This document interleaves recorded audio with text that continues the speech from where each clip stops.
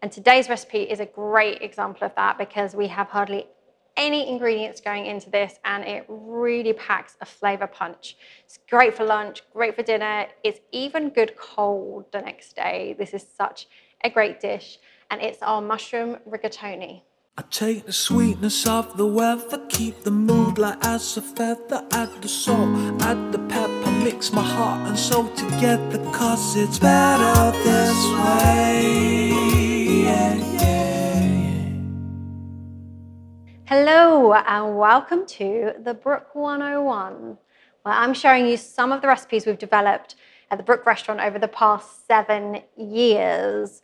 All plant-based, all absolutely delicious, and all super easy to show you just how easily you can make this kind of food at home.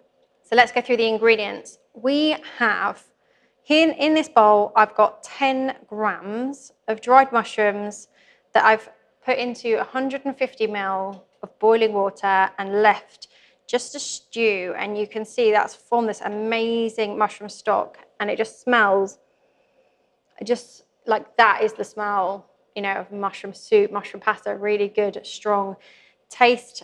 All that I've done there is literally put the dried mushrooms in water. So these are great for using for stock bases. In case you don't know really what I'm talking about with the dried mushrooms, I mean, this is the dregs of my dried mushrooms, but it will give you an idea. So they're quite woody, and you don't need many of them, but they will make such an amazing stock that you can use for loads of different dishes. Okay, so that's our mushroom stock. We're going to put some mushrooms and onions into the main dish, but for the sauce, we've got 50 ml of oat milk. Any plant-based milk will do. We've got 50 ml of white wine, 2 garlic cloves. Here we've got a tablespoon of soy sauce, and that's really good for kind of really accentuates the mushroom flavor and brings in a saltiness. Got a teaspoon of dried mixed herbs and a teaspoon of French brown mustard. You could use Dijon mustard if you can't get hold of this, but I think this works really well in this dish.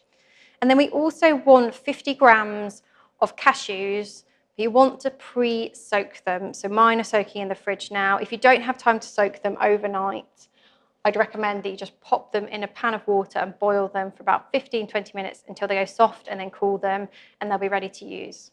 And what we're going to do is make the sauce in a high-speed blender, and this is quite a thick sauce, so it's not great. You're not going to want to cook your pasta in it, so you want to pre-cook your pasta. So the first thing I would say is pop your pan on and get your rigatoni, or whatever pasta you're using. It doesn't have to be rigatoni.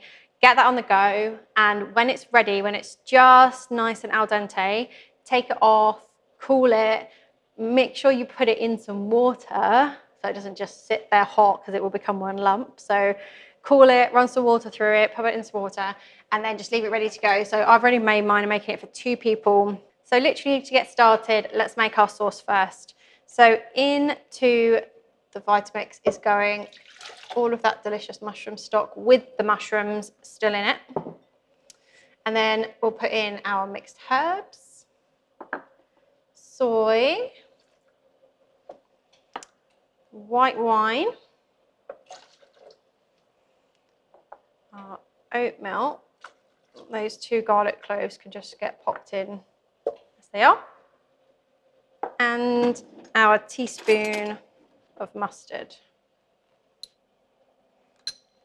Now, personally, I wouldn't add salt to this because the soy is quite salty, but I think a really good helping of black pepper is great in this. It's like a, kind of like almost a mushroom peppercorn style sauce.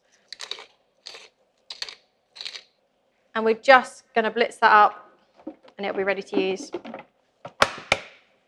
Start on a low setting, and we can increase it as we go.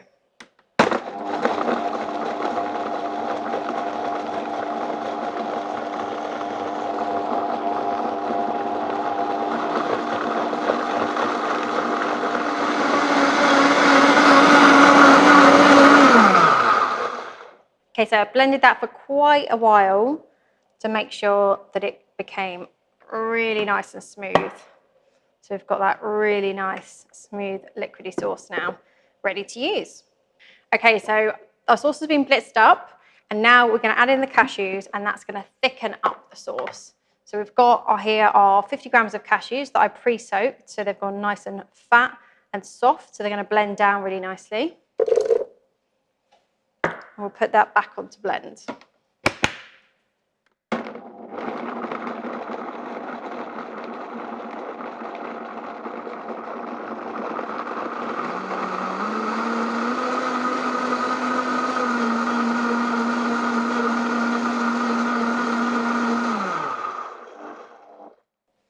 So that's well blended now and completely ready to use. Okay, so we're ready to put the whole dish together, and the first thing we're going to do is we're going to cook off our mushrooms and onion. Now, I'm not going to put in too much oil, but I'm actually going to start the mushrooms before I put the onion in, because mushrooms, in my opinion, are at their absolute best when they're being seared in a really hot pan. So I'm going to get this on, and I'm really going to go for it. I'm going to go up quite hot on the pan. And I'm going to leave my mushrooms fairly chunky. And we're going to sear them in this hot oil.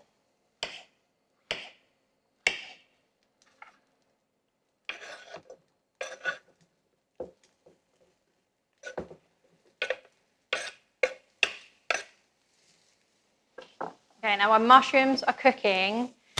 They sweat like so much, and they're just desperate to release all this moisture and get all soggy and limp. And you do not want them to do that for this dish. We want them to be really nice and seared and stay all plump and juicy inside. So that's why we need the pan up really hot, because it's going to, keep just like whipping away any moisture that comes out of the mushrooms, so they just get really nice and brown on the outside, and the moisture will stay in as much as possible. So let's let those cook away. We'll give them a jiggle every now and then. We can get our onion ready at the same time. Now for me with this dish, I don't really want big pieces of onion, so I'm going to cut the onion down fairly small.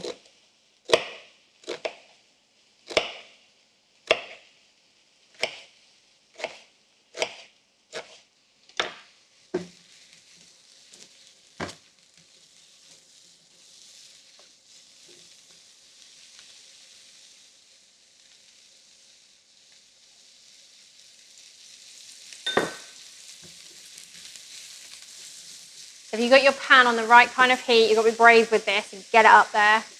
You'll see they start to brown really quickly. And don't worry, they're not going to burn, they're not going to taste burnt. They're just going to seal on the outside as quickly as possible so that we retain that plumpness in the middle.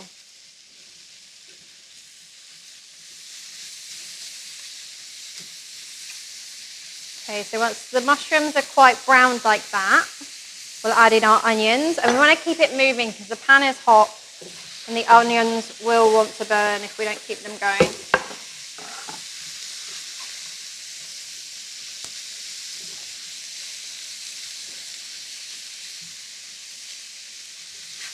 Now let's reduce that heat down to more of a medium heat.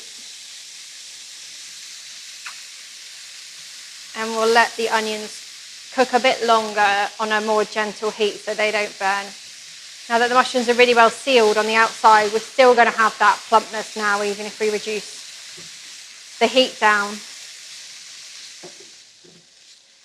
Now what you want to make sure here is that your onions are really nicely cooked through. You don't want to skip on to the next step until you're comfortable they're cooked, because when we add in the sauce and the pasta, we're really just bringing it up to heat. We're not really going to cook it for longer, so you don't want that like raw bites of onion in the dish. So just make sure you really let those cook off. Okay, my onions are nicely cooked. So I'm going to take the heat down slightly again. And I'm going to add in the sauce to warm it up. See, it's so deliciously silky. That's the cashews. Really brought a good texture to the sauce. Stir that through. And then we're going to pop our pasta in. and put the lid on so that we let the whole thing just heat through really nicely.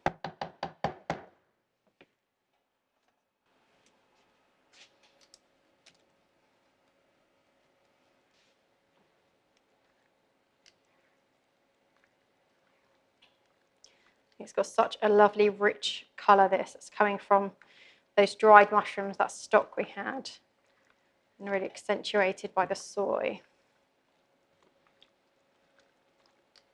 Just smells so deliciously mushroomy. Okay, so that's all nicely coated. So let's just pop the lid on. And we want to make sure, obviously, because it's on a hob, the bottom's going to get hotter than the top. So even though we're putting the lid on, just like every couple of minutes, maybe we'll leave it for 2 or 3 minutes, and then we'll just give it a bit of a toss in the sauce. We'll do that a couple of times so the whole thing heats through properly.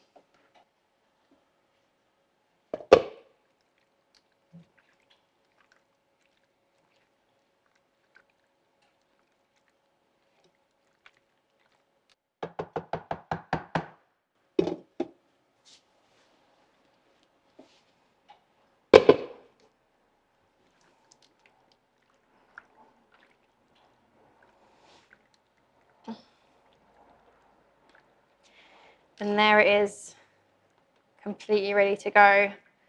So that sauce is just coating everything. It's thick and it coats the pasta, but it's still got a really nice juiciness to it. If you've got like some fresh parsley or chives to chop over the top, that'd be gorgeous. Really nice with garlic bread, this dish. Or as I say, let it go cold and have it for lunch the next day, and it's amazing too. So as you can see, hardly any ingredients, hardly any time to put together, but a real star of a dish. I hope that you love it as much as we do.